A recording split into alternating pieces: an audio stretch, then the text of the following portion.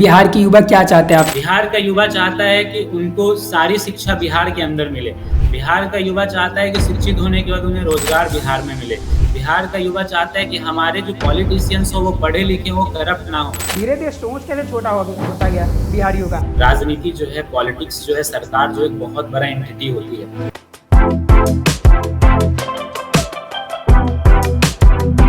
कैसे बदले बिहार के इस स्पेशल एपिसोड में आप सभी का स्वागत है। बिहार छात्र संसद एक ऐसा मंच जहां पे हजारों की संख्या में लगभग 30 से 40 हजार युवा जुड़े हुए हैं और वो सारे लोग एकत्रित होकर बिहार को कुछ बेहतर, बिहार को कुछ अच्छा बनाने की प्रयत्न कर रहे हैं और इसमें वो काफ़ी हद तक सफल भी हो रहे हैं। इनके बारे में आपने जरूर सुना होगा, जिसके फाउंडर हैं अंकित कुमार। आज हमारे साथ जुड़ेंगे अंकित कुमार, जिनसे हम बात करेंगे बिहार के कुछ प्रॉब्लम के बारे में, बिहार के कुछ सॉल्यूशन के बारे में, ये सब चीज़ें के बारे में हम लोग बात करेंगे। और इससे इतर हम लोग एक और भी डिस्कशन इसमें करेंगे कि बिहार राजनीति जो है कि हमारे युवा को बिहार की राजनीति में या फिर देश की राजनीति में क्यों सम्मिलित होना चाहिए, क्यों जुड़ना चाहिए, क्यों राजनीति करनी चाहिए। तो सर कैसे हैं आप? बहुत अच्छे हैं, आप कैसे हैं? बढ़िया बढ़िया। तो सर सबसे पहले तो हम आपसे ये जानना चाहेंगे, हम लोग बिहार के बारे में इस पॉडकास्ट के माध्यम से बात करते हैं, तो सबसे पहले तो आपसे हम ये जानना चाहेंगे कि आपकी ये जर्नी की शुरुआत कैसे हुई, कि आप जो आज बिहार साहित्य संघ चला रहे हैं, आप बिहार के लिए जो भी योगदान जो बिहार को डेवलप करने के लिए जो दे रहे हैं, इसकी शुरुआत कैसे हुई, आपको ये प्रेरणा कहाँ से मिला, कि मतलब बेसिकली कि आपका शुरुआती जीवन कैसा रहा, कैसे शुरू किया ये सब चीज़ें? देखिए मनोज, मेरा जन्म जो हुआ वो बिहार के मुजफ्फरपुर जिले में हुआ है। मेरी पढ़ाई लिखाई जो है वो जहानाबाद जिला और मुजफ्फरपुर जिला, इन दोनों जगह पे मिला के मैंने 12th तक की पढ़ाई अपनी कंप्लीट की है। 12th तक की पढ़ाई करने के बाद मैं इंजीनियरिंग के जर्नी में पुणे यूनिवर्सिटी पहुंचा, क्योंकि हमारे समय के ज़्यादातर बच्चे जो मिडिल क्लास फैमिली वाले होते हैं वो कहीं ना कहीं इंजीनियरिंग को अपना एक प्रेफरेंस लेकर चल रहे थे। तो मैं भी उसी रेस में चला और फिर मैं पुणे यूनिवर्सिटी जाने के बाद मैंने मैकेनिकल इंजीनियरिंग से अपनी पढ़ाई की। वहाँ पर जब मैं पढ़ाई कर रहा था तो 2015 में एक लीडरशिप कॉन्क्लेव जो कि MIT यूनिवर्सिटी है पुणे की, वहाँ पे एक लीडरशिप कॉन्क्लेव में मेरा जाना हुआ। वहाँ पे जाने के बाद मुझे लगा कि नहीं, कहीं ना कहीं ये चीज़ बिहार में लैक हो रहा है। कोई भी लीडरशिप से रिलेटेड कोई वैसा कोई प्रोग्राम नहीं हो रहा है जहाँ पे यूथ को अपॉर्चुनिटी मिले, जहाँ वो इमिनेंट लोगों से अपने सवालों का जवाब जान सके।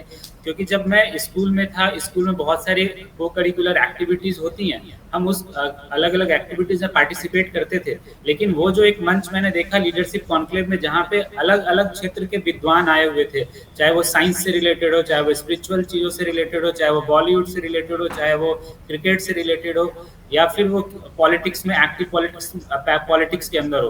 तो जब अलग अलग फील्ड के लोगों को एक मंच पे जब मैंने देखा और बहुत सारे ऐसे हमारे सवाल थे जिनका जवाब उनके माध्यम से मुझे मिला, तो मुझे लगा कि कहीं ना कहीं ऐसी एक शुरुआत बिहार के अंदर भी करना चाहिए। तो जब मैं इंजीनियरिंग में था उसी टाइम मैंने 2015 में पहली बार बिहार छात्र संसद की अपने मुजफ्फरपुर से शुरुआत की 1 अगस्त को। जब मैं आया बिहार तो यहाँ पे आने के बाद मुझे लगा कि नहीं, थोड़ा ये मुश्किल होगा कर पाना, तो इसलिए मैंने अपने होम टाउन को चुना, अपने गृह जिला को चुना कि नहीं, शायद यहाँ पे कुछ लोगों का सहयोग मिल सकता है, हमारे कुछ पुराने साथी मिल सकते हैं। तो इसी तरीके से हमने वहाँ पे एक छोटा सा 400 बच्चों का एक कॉन्क्लेव रखा, जहाँ पे हमने उस टाइम के शिक्षा मंत्री, तत्कालीन शिक्षा मंत्री श्री PK शाही जी को बुलाया, मौलाना कल्बे रुशैद रिजवी जो एक बड़े इस्लामिक स्कॉलर हैं हमारे इंडिया के, उनको बुलाया, राम पुन्यानी जी हैं जो कि IIT में प्रोफेसर थे उस टाइम पे, उनको बुलाया। तो हमने अलग अलग फील्ड के लोगों को बुलाकर वहाँ पे बातचीत की और बच्चों को भी वहाँ पे मैंने मौका दिया कि वो भी एज ए स्टूडेंट स्पीकर्स अपनी बातों को रखें। और वहाँ पे हमने 2-3 टॉपिक पर डिस्कशन किया, वो 4-5 घंटे की सेशन में, जिसमें हमारा एक टॉपिक ये भी था कि युवा बिहार क्या चाहता है, what a young Bihar want. तो जब वहाँ पे इन चीज़ों की मैंने एक एक्सपेरिमेंट, एक शुरुआत हुई, जब इन प्रयोग की, तो मुझे लगा कि कहीं ना कहीं इसकी शायद ज़्यादा ज़रूरत है बिहार के अंदर और इसको ज़्यादा बड़े स्तर पे करने की भी ज़रूरत है। तो फिर यहाँ से हमारी जर्नी की शुरुआत हुई और धीरे धीरे अभी हम 7 साल की हमारी जर्नी हो गई है और हमारे साथ 40,000 से ज़्यादा यूथ जो हैं बिहार के अभी तक बिहार छात्र संसद प्लेटफॉर्म से अलग अलग माध्यमों से जुड़े हुए हैं और कहीं ना कहीं वो बिहार के लिए कुछ अच्छा सोचते हैं, कुछ अच्छा योगदान देना चाहते हैं। तो उसमें हम लोग भी एक एक्टिव रोल निभाते हैं। ये प्लेटफॉर्म चूंकि बना है तो प्लेटफॉर्म पूरे बिहारियों का है, पूरे युवा का प्लेटफॉर्म है, तो वो आकर हमारे साथ काम करते हैं, अलग अलग तरीके से बिहार को कुछ ना कुछ देने की हम लोग कोशिश करते हैं और ये प्रयास चलता रहेगा। और जब तक बिहार एक सुदृढ़ राज्य नहीं होगा, आगे की पोजीशंस पे नहीं आ पाएगा। हम लोग इस तरह की कोशिशें लगातार करते रहेंगे। नहीं तो बिहार में प्रॉब्लम क्या आ रहा है, जैसे कि आप बोल रहे हैं कि बिहार की युवा क्या चाहते हैं, आपका जो सेशन में जिस पे बात आप लोग किए थे, तो क्या चाहता है बिहार का युवा कि कैसा हो बिहार? बिहार का युवा चाहता है कि उनको सारी शिक्षा बिहार के अंदर मिले। बिहार का युवा चाहता है कि शिक्षित होने के बाद उन्हें रोजगार बिहार में मिले। बिहार का युवा चाहता है कि हमारे जो पॉलिटिशियंस हो वो पढ़े लिखे हो, करप्ट ना हो। बिहार का युवा चाहता है कि हमारे राजनीति में जो राज्य को चलाने वाले लोग हैं, जो देश को चलाने वाले लोग हैं, जो लोकसभा में हमारे रिप्रेजेंटेशन करते हैं, वो ऐसे शानदार लोग हमारे पहुंचे कि हमारे बिहार का नाम जो हो, जो बहुत ही नीचे डिफेम हो चुका है, वो वापस से ऊंचा बन जाए और फिर वो बिहारी फिर से वो प्राउड बिहारी कहलाए, जो आज से 200 साल 300 साल पहले हम लोग हुआ करते थे। 200-300 साल मतलब कैसा होता था बिहार पहले का, जिसकी ज़्यादातर लोग बात करते हैं बिहार के इतिहास के बारे में, तो कैसा होता था वो बिहार की, क्या था बिहार में, जिसका हम लोग इतिहास में बोलते हैं, अक्सर बोलते हैं कि हम लोग मगध थे, ये थे वो थे, तो वो कैसा बिहार था, उसमें क्या था बिहार के पास? बेसिकली देखिए, हम जिस बिहार की बात करते हैं वो बिहार अपने आप में बहुत ही अलग बिहार था, क्योंकि पहले के टाइम पे हमारे पास नालंदा विश्वविद्यालय थे, विक्रमशिला, ऐसे संस्थाएं थे जहाँ पे लोग बाहर से आकर यहाँ पढ़ाई करते थे। जब हम इतने समृद्ध हुआ करते थे पहले, तो आज ऐसी स्थिति क्यों आ गई कि हमें अपना ही राज्य को छोड़कर बाहर जाना पड़ता है? तो कुछ तो ऐसी समस्या रही होंगी, और ये कोई एक दिन की समस्या नहीं है, ये पुरानी समस्या है जिसके कारण धीरे धीरे हम नीचे चलते चले गए। तो हमें उन चीजों को समझने की जरूरत है। हमें खुद से ही स्वयं से प्रश्न करना है कि क्या वही ये बिहार ज्ञान की भूमि जो पहले हुआ करती थी, क्या आज भी वो वैसी ही भूमि है? जहाँ नालंदा, विक्रमशिला जैसे विश्वविद्यालय हुआ करते थे, तो आज एक अच्छी संस्थाएं क्यों नहीं है बिहार के अंदर?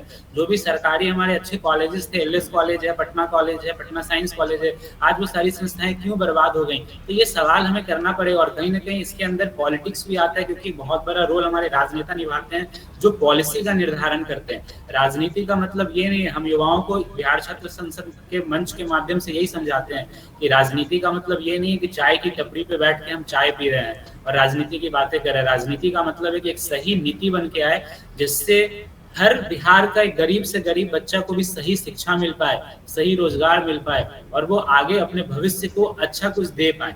ये असली राजनीति का मतलब होता है। तो पहले जब पाटलिपुत्र जब हमारा हुआ करता था 3री शताब्दी ईसा पूर्व में, तो उस टाइम वो पाटलिपुत्र जो है वो सर्वश्रेष्ठ नगरों की श्रेणी में आया करता था। तो आज हमारा बिहार इतना पीछे क्यों है? जब हम कभी सर्वश्रेष्ठ हुआ करते थे तो क्या ऐसी चीजें थी, क्या हमारे पूर्वज के अंदर वो चीजें थी जिनके कारण ये सारी चीजें पॉसिबल थी? तो अगर ये सारी चीजों पे अगर हम देखेंगे जब अपने पुराने इतिहास को, तो हमें खुद से पता चलने लगेगा कि हमारे जो पूर्वज थे ना, उनके अंदर जो उनकी जो सोच थी वो काफी बड़ी सोच थी। वो जात पात के छोटे से सोच के अंदर नहीं बंधे हुए थे। वैशाली एक ऐसा जनपद था जहाँ पे अलग अलग राजाओं मिलके पहला डेमोक्रेसी का स्थापना करते हैं। पूरे विश्व की फर्स्ट डेमोक्रेसी वैशाली में। वो कैसे स्थापित हो गई? जब वहाँ पे डिफरेंट राजा थे, किंग थे, फिर भी वहाँ पे एक पहली, क्योंकि उनकी सोच अच्छी थी, वो चाहते थे कि वैशाली का विकास हो।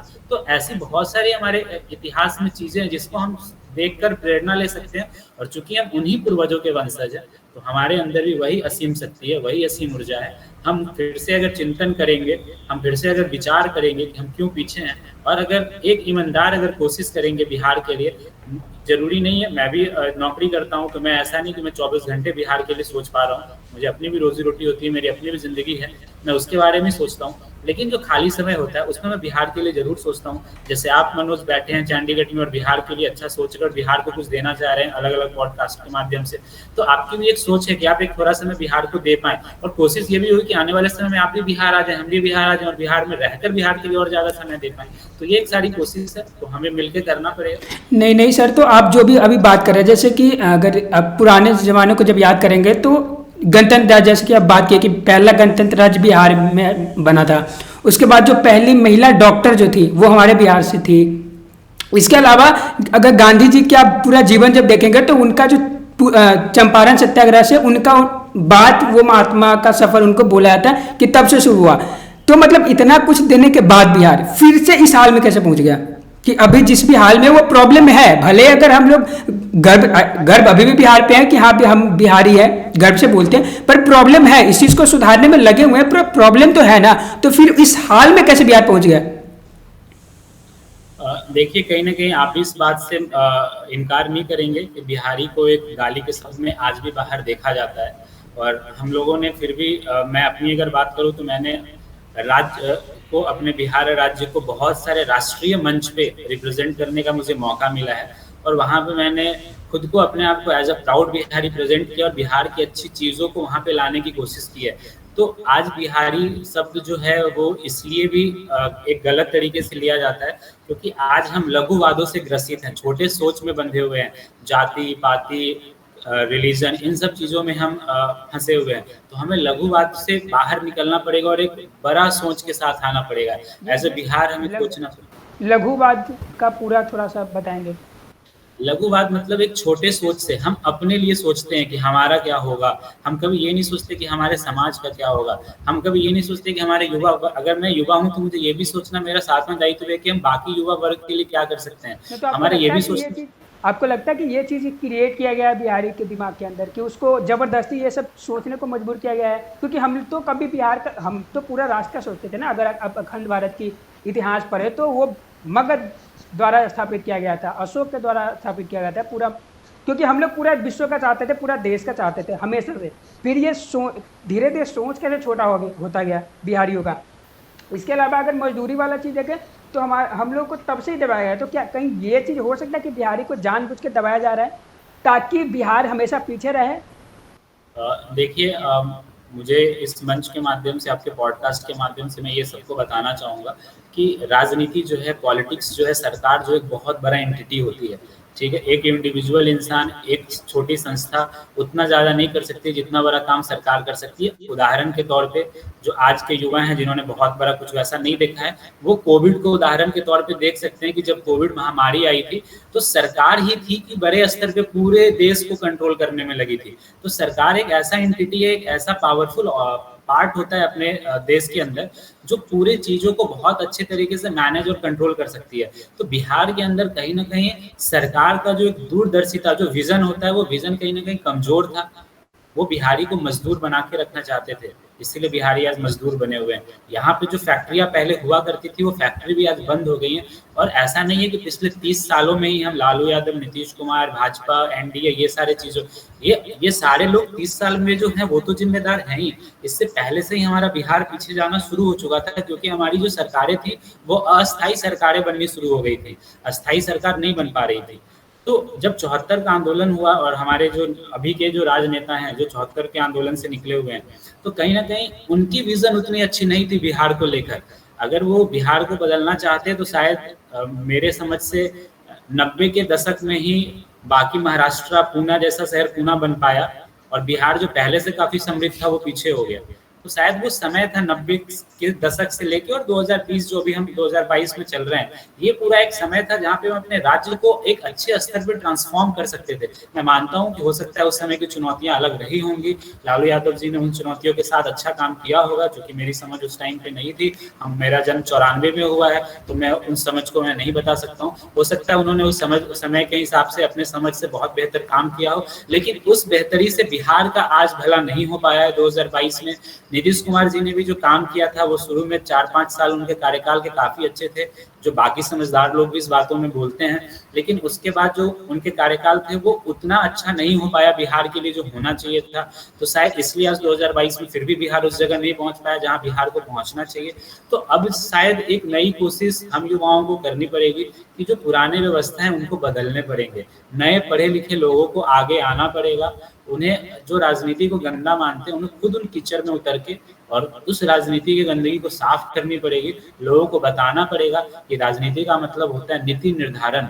आपके पास वो ऐसी पॉलिसी पहुंचे जिससे आपको एक बेटर एजुकेशन मिल पाए, आपके थाली में क्या खाना होगा, उसकी क्या प्राइस होगी, वो पॉलिटिशियन बैठ के डिसाइड करते हैं लोकसभा में और विधानसभा में।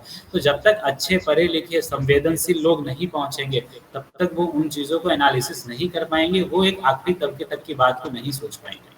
नहीं तो जैसे राजनीति की जो बात आप कर रहे हैं, तो बिहार के खून में राजनीति दौड़ता है। बिहार के अगर कहीं भी जाए तो लोग का ऐसा मानना होता है कि बिहार मतलब राजनीति मैथ, ये तो अच्छा ही होता है बिहारी का, फिर भी वो राजनेता नहीं खोज पा रहे। जैसे कि अगर आप देखें तो फिर 20 साल से नीतीश कुमार है, 17-18 साल से, फिर भी एक कोई यूथ लीडर निकल के नहीं आ रहा है। तो इसका क्या कारण है कि क्यों नहीं निकल रहा? डर है किसी प्रकार का या फिर निकलने नहीं दिया जा रहा है बिहार में? तो इसका क्या कारण है कि इस कोई पे युवा मैं नहीं आ रहे? हाँ, इसमें बहुत ही छोटा सा मैं एक वाक्य बोलूँगा जिससे आप भी मान लेंगे और आपके दर्शक भी इन चीज़ों को समझेंगे। अब हमारे यूनिवर्सिटी में स्टूडेंट पॉलिटिक्स को पूरी तरीके से बैन कर दिया गया है, चुनाव नहीं होते हैं। राजनीति की समझ जो होती है वो हम स्कूल्स में, कॉलेजेस में बिहार छात्र संसद क्या करता है? बिहार छात्र संसद स्कूल के बच्चों को पॉलिटिक्स होता क्या है एक्चुअल में वो समझाने की कोशिश करते हैं। उनके अंदर लीडरशिप क्वालिटी को डालने की कोशिश करते हैं कि अगर आपको कहीं किसी चीज़ों को लीड करना हुआ, not only in the field of politics, कल आप किसी कॉर्पोरेट हाउस में जाएंगे तो वहाँ पे आप कैसे एज अ लीडर वर्क करेंगे, अपने कंपनी को चला पाएंगे। जब आप किसी सरकारी ओहदे पे जाएंगे, ऊंचे ओहदे पे अगर आप बैठे हैं तो आपके नीचे जो लोग काम कर रहे हैं उनको आप किस तरीके से मैनेज कर पाएंगे। तो इन सारे लीडरशिप क्वालिटी को बढ़ाने के लिए कहीं ना कहीं बिहार छात्र संसद काम करती है। और जो नए राजनेता नहीं आ पा रहे उसके पीछे जो सबसे बड़ा रीजन है वो ये कि स्टूडेंट पॉलिटिक्स, जहां से लालू प्रसाद यादव, नीतीश कुमार ऐसे लोग जन्म लिए थे, वो स्टूडेंट पॉलिटिक्स को ही बंद कर दिया गया। तो नए राजनेता हमारे यहाँ पैदा होने बंद हो गए। जो 25 साल, 30 साल, 35 साल के अभी हमारे पास होते अच्छे कैरिज्मेटिक लीडर, वो हमारे पास नहीं है। और मैं एक वाक्य भी साथ में ये बोलना चाहूँगा कि बिहार छात्र संसद से हमारे लिए पूर्व राज्यपाल गोवा की जो थी, अभी उनकी देहांत हो गई कोरोना के टाइम पे, श्रीमती मृदुला सिन्हा, जब उन्होंने हमें एक संदेश भेजा था, जब हमने बिहार छात्र संसद शुरू किया था, तो उन्होंने बहुत ही एक शानदार 2-3 लाइनें बोली थी जो मुझे आज भी मेरे दिमाग के अंदर है। तो मैं आपको वो बताना चाहूँगा कि उन्होंने बोला था कि युवा शक्ति के आधार पर ही विकास होगा, चाहे वो बिहार का या फिर भारत का। और आज हम सबसे ज़्यादा युवा राज्य हैं, तो इस आधार पर हम कह सकते हैं कि युवा अगर चाहेगा तो भारत विश्व का पुनः गुरु बन सकेगा। हम हमेशा युवा पीढ़ी को ही दोष देते हैं, लेकिन दोष हमारी पीढ़ी की है। उन्होंने स्वीकार किया कि दोष हमारे पीढ़ी की है। इसलिए युवाओं ने स्वयं निर्णय लिया है कि हम एक ऐसा मंच बनाएंगे जहां पे वर्तमान को जिएंगे और भविष्य का सपना देखेंगे। तो और खोई हुई विरासत के लिए फिर से मेहनत करेंगे। और उन्होंने फिर अपना एक आशीर्वाद दिया था कि इस शक्ति को मैं आशीर्वाद देती हूँ। तो देखिए, उन्होंने भी इस पॉइंट को माना था कि हम युवा पीढ़ी को दोष तो दे देते हैं, लेकिन अगर आज इतना अगर कहीं ना कहीं डाउनफॉल बिहार का हुआ है तो उसमें जो हमसे पुराने वाली पीढ़ी है उनका बहुत बड़ा रोल है कि उन्होंने जो हमारा इतना मजबूत लोकतंत्र था वो आज इतना मजबूत बिहार के अंदर नहीं हो पाया। हम समाज में हिंसा के लिए, अन्याय के लिए, कुरीतियों के लिए नहीं लड़ पा रहे हैं, हम बाकी चीज़ों के लिए लड़ रहे हैं। हम जाति के नाम पे लड़ रहे हैं, हम इसलिए नहीं लड़ पा रहे कि हमारे बगल वाले लोगों के साथ कुछ अन्याय हो रहा है। तो ये चीज़ें बदलनी पड़ेगी। लोगों को अब स्मार्ट सिटी की जगह स्मार्ट गांव की बात करनी होगी, जहाँ पे गाँव में लोगों की जरूरत। आज गांधी जयंती है, 2 अक्टूबर है, तो गांधी जी का एक सपना था कि गाँव को इतना समृद्ध बनाया जाए। तो अब गाँवों को सामाजिक आर्थिक तरीके से मजबूत करना पड़ेगा। और इसीलिए बिहार छात्र संसद की भी कोशिश है। हम लोग मॉडल गाँव पे भी आने वाले टाइम पे काम करने वाले हैं, जिसमें हमारी एक कोशिश है कि बहुत सारे ऐसे चर्चा करे गाँव के अंदर जो विकास से रिलेटेड हो, और गाँव के लोगों के अंदर वो सोच डाले जिससे वो खुद ही एक कैटलिस्ट की तरह वहाँ पे काम करना शुरू कर दे। तो ये सारी एक कोशिश है और हम लोग करेंगे। देखिए, हमारा महावीर का धरती है, हम लोग बहुत शांत हैं, हम लोग बहुत बुद्ध की धरती है, हम लोग बहुत आराम से चीज़ों को देखते हैं, समझते हैं। तो अगर इतना गौरवशाली धरती है तो आज इसका जो प्रभाव था, जो प्रभुता था, वो खो क्यों गया है? तो ये चिंतन का विषय है, हमें लगातार इसके लिए चिंतन करना चाहिए। और जब अधिक संख्या में युवा जब आएंगे और एक सार्थक चिंतन करेंगे तो बिहार आने वाले समय में विकसित राज्य की श्रेणी में भी आएगा, गरीबी और बेरोजगारी भी दूर होगी बिहार की, और ये युवा राज्य फिर से देश को एक नया राह दिखलाएगा, ऐसा हम उम्मीद करते हैं। अभी आप बता रहे थे महावीर की धरती है, हम लोग शांत हैं, पर ये चीज़ें अगर आप इंटरनेट देखते हैं तो वहाँ पे ये चीज़ बताया नहीं जाता। अगर ज़्यादातर बिहारी के बारे में लोग सोचते हैं तो लगता है कि वो कट्टा लेके घूमता है, ये करता है, वो करता है। क्या ये है, ऐसा है बिहार सच में जो इंटरनेट पे दिखाया जाता है? देखिए, हम भी बिहारी हैं, आप भी बिहारी हैं, हम दोनों युवा हैं और आपकी उम्र तो हमसे काफ़ी कम है। तो न मैंने आज तक कभी कट्टा चलाया और कट्टा लेके घूमा है, ना आपने कभी, मुझे उम्मीद है कि ना कट्टा चलाया होगा ना कट्टा लेकर घूमा होगा। तो ये जो परसेप्शन चल रहा है तो ये बिल्कुल गलत परसेप्शन है कि हमारा युवा बिहार इन तरीके की गलत कुरीतियों में फंसा हुआ है। हमारा जो युवा बिहार है ना, वो अभिमन्यु की तरह चक्रव्यूह में फंसा हुआ है। बिहार का युवा दर्द से भरा हुआ है। बिहार का युवा स्वाभिमान के साथ अपनी प्रतिभा के समुचित विकास के लिए अनुकूल वातावरण चाहता है। तो युवा खुद अपना रास्ता निकालेंगे, आज नहीं तो कल हल तो जरूर होगा। और मजबूत इरादा है, आगे बढ़ेंगे और चीज़ों को अपने हिसाब से धीरे ही धीरे सही जरूर बदलाव के लिए एक प्रयास, ईमानदार प्रयास करते रहेंगे। जरूरत है सब युवाओं को आगे आने की, सपना देखने की और उसे साकार करने की। तो आपको क्या उम्मीद लगता है बिहार से कि आने वाले 5 साल में, आने वाले 10 साल में क्या बदलाव होगा बिहार में? देखिए, हमें खुद विचार करना है कि हमें क्या बदलना है, ठीक है? अब रास्ते पे आने की ज़रूरत नहीं है, अब लोगों को रास्ते पे लाने की ज़रूरत है। एक शक्ति है, जिसकी बात मैं बार-बार कर रहा हूँ, जिसे हम राजनीति के नाम से जानते हैं। तो सियासत के बदलने से समाज कभी नहीं बदलेगा। समाज को बदलो, सियासत अपने आप ही बदल जाएगा। तो बहुत हुआ इस राज्य को धर्म के नाम पे, जाति के नाम पे, इस देश को हमने बाँटा है। ना इस देश में अकेला हिंदू कुछ कर सकता है, ना इस देश में अकेला मुसलमान कुछ कर सकता है, ना इस देश में अकेला कोई फॉरवर्ड कुछ कर सकता है, ना इस देश में अकेला कुछ बैकवर्ड कुछ कर सकता है। तो हमें ज़रूरी है कि हम एक हिंदुस्तानी के तौर पे, एक बिहारी के तौर पे काम करें, तो ज़रूर इस बिहार को फ़ायदा होगा। इस ज़मीन पे जो भी अनाज उगता है ना, उस उगे हुए अनाज की रोटी पे ना हर गरीब का हक है। तो ये नहीं कहते कि हमारे सारे सियासतमदार बुरे हैं जो सियासत कर रहे हैं, बट ये ज़रूर कह सकते हैं कि वो हमारे मौके का फ़ायदा उठाना जानते हैं। तो 100 काफ़िले को लूटने से ज़्यादा मुश्किल है एक काफ़िला को सलामती से मंजिल तक छोड़ देना। तो ये जो हमारा जंग है ये चलता रहेगा, हिम्मत हमें छोड़ना नहीं है, ज़िम्मेदारी हमारे आपके कंधे पे बहुत ज़्यादा है। तो हमें उन चीज़ों के लिए ये काम करना पड़ेगा। बिहार छात्र संसद इन्हीं तरह से काम कर रही है। हम कोई बहुत बड़ा कार्यक्रम नहीं करते। हमारा जो है बस 2 फिलॉसफी है कि बिहार में हमारे 2 तरह की नदियाँ हैं, एक सूखी नदी है, एक भरी हुई नदी है। हमारा सोच है कि ना सूखी नदी वाले लड़े, ना भरी नदी वाले लड़े, दोनों को जोड़ दिया जाए ताकि इधर भी ज़िंदगी हो जाए और उधर भी ज़िंदगी हो जाए। तो अगर हमें बिहार को तरक्की के रास्ते पे ले जाना है, तो हमें जात-पात करने की ज़रूरत नहीं है। क्योंकि जो विद्यार्थी होता है ना, उसे अच्छी स्कूल चाहिए होता है, क्योंकि वो विद्यार्थी होता है, ना कि वो हिंदू या मुसलमान होता है। जो मुसाफिर होता है ना, उसे अच्छा रास्ता चाहिए होता है, क्योंकि वो मुसाफिर होता है, वो भी फॉरवर्ड और बैकवर्ड नहीं होता है। जो बीमार होता है ना, उसे अच्छा अस्पताल चाहिए। तो जो भी बिहार के बारे में सोचता है, अगर वो जात-पात से ऊपर उठकर बिहार के बारे में सोचे, ये भी सोचे कि इस धरती माँ ने हमें जो दिया, हमें धरती माँ को वापस लौटाना है। तो यकीन जानिए, जब हम ज़मीन का सोचते हैं, तो ज़मीन हमारी सोचती है। हम सोचते हैं तो अपनी ताकत के हिसाब से पाते हैं, और जब वो सोचती है तो अथाह शक्तियों के साथ हमें देती है। और मैं ये यकीन करता हूँ बिहार छात्र संसद के प्लेटफॉर्म के माध्यम से कि अगर हम हमारे सारे बिहारियों ने बिहार के बारे में सोचना शुरू किया, तो बिहार भारत के माथे पे वो बेहतरीन तिलक बनेगा, जिस तिलक को देखकर लोग पहचानेंगे कि यह भारत देश है। सही, बिल्कुल सही। तो क्या मतलब कि आपको ये चीज़ लगता है कि बिहार के पास थोड़े से कम टाइम है अब, कि अभी टाइम ज़्यादा नहीं है, जो पहले जो भी हमसे गलतियाँ जो भी हुई, तो अभी बिहार के पास ज़्यादा टाइम नहीं है, क्योंकि अभी क्या हो रहा है कि एक रिसर्च जब हो रहा था तो उसमें ये पता चला कि जो भारत है ना, तो जो भी जहाँ पे कृषि वाले काम जो ज़्यादा जहाँ होते, पंजाब हो गए, हरियाणा हो गए, वहाँ का जो पानी का लेवल है ना, नीचे जा रहा है धीरे धीरे। तो ये ना आने वाले 10 सालों में काफ़ी नीचे जाने वाला है। तो उसके बाद पूरे भारत के पास ऑप्शन हमको लगता है यूपी बिहार बचेगा। तो उस तरह के इंफ्रास्ट्रक्चर बनाने के लिए बिहार के पास थोड़ा सा कम टाइम है कि हम लोग को अगर ग्रो करना है तो इन 5 सालों में अपना उस तरह का बेस बनाना होगा, ताकि बाहर के लोग बिहार में आए, बिहार में कंपनियां लगे। इस टाइप का आपको लगता है? देखिए पूरे देश में सबसे युवा राज्य बिहार है, और युवा होने के नाते हम ये कह सकते हैं कि हमारे आपके अंदर जो ऊर्जा है वो काफ़ी ज़्यादा होती है, ठीक है? तो चूँकि बिहार का गौरवपूर्ण इतिहास का के बारे में भी हम लोग चर्चा किए, उसकी अस्मिता के बारे में चर्चा किए, बिहार जो हमारा ज्ञान विज्ञान का केंद्र रहा है, हम उसके बारे में चर्चा किए। तो हमें देखना पड़ेगा कि हमारी जो इंजीनियरिंग, मेडिकल या और भी तकनीकी शिक्षा लेने वाला बिहार का शिक्षा व्यवस्था का हुआ क्या, ये चिंता का विषय है। हमें सरकार से सवाल करने होंगे, क्योंकि ज़रूरी नहीं है कि हम सरकार में ही चले जाएँ। तो सरकार से हमें सवाल करके उन्हें एहसास कराना होगा कि हम मरे नहीं हैं, नहीं मरना चाहते हैं, बल्कि हम जिंदा और जिंदा रहना चाहते हैं, हमें अपना अधिकार चाहिए। तो इस तरीके से जब हम बातचीत करेंगे ना, तो हमारी शिक्षा मजबूत होगी, हमारी यूनिवर्सिटी मजबूत होगी। हमें सरकार को बताना पड़ेगा कि आप पार्टी के ऊपर से देश के बारे में, प्रदेश के बारे में सोचिए, यहाँ के युवाओं के बारे में सोचिए। और धीरे धीरे ये चीज़ें हो भी रही हैं।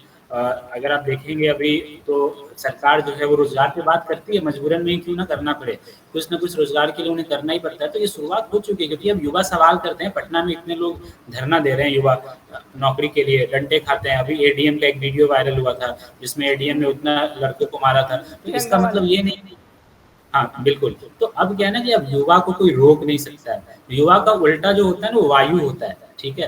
तो युवा जब तक शांत है तब तक शांत है, नहीं तो अगर उसकी रफ्तार जो वायु से भी ज़्यादा तेज है। तो अगर हम भविष्य के बारे में बिहार की बात करें, तो हमारे युवा बिहार ने ये ठान लिया है कि अब भविष्य के बारे में हम खुद ही बैठ के चिंतन करेंगे हम खुद ही बैठ के साथ में एक मंच पे आके एक विश्वास के साथ जब बातचीत करेंगे, भ्रष्टाचार को समाप्त करेंगे, तो हमारा जो कल का बिहार जो बनने वाला है ना, वो काफ़ी बेहतरीन बिहार बनेगा। ऐसा मुझे अंदर से 100% पूर्ण विश्वास होता है, क्योंकि मैं जितने भी इस मंच के बिहार छात्र संसद मंच के माध्यम से जितने भी मैं बिहारियों से मिलता हूँ, जितने भी युवा लोगों से मिलता हूँ, तो मुझे ये अंदर ही अंदर ये एहसास होता है कि यार सब कोई तो हमारे जैसा ही सोच रहा है, हर कोई हमारे जैसे ही बदलाव चाह रहा है। तो जब हर कोई का सोच जब सकारात्मक है ना, तो ये चीज़ शायद ज़्यादा मुश्किल नहीं है कि हम बदलाव कर पाएंगे। हाँ, हमें अच्छे एक गार्जियनशिप की, एक टॉप लीडरशिप की ज़रूरत है, जहाँ वो हम लोगों को गाइड करे, हम लोगों का हाथ पकड़ के हमें चलने का सही रास्ता दिखाना है।